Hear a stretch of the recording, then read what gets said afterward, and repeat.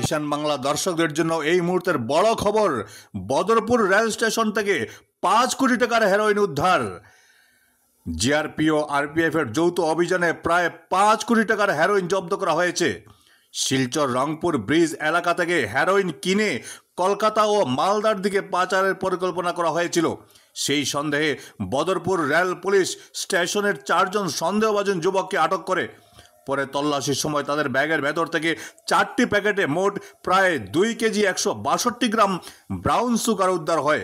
গ্রেফতার 4 যুবক উজ্জ্বল মণ্ডল, অমল মণ্ডল, মদন মণ্ডল ও অসিত মণ্ডল। তারা সবাই পশ্চিমবঙ্গের মালদা জেলার নারায়ণপুর এলাকার বাসিন্দা। পুলিশ সূত্রে জানা গেছে তারা সেকেন্দ্রাবাদগামী ট্রেনে মালদার উদ্দেশ্যে রওনা হওয়ার পরিকল্পনা করেছিল। বদরপুর থেকে সমীন্দ্র পালের প্রতিবেদন।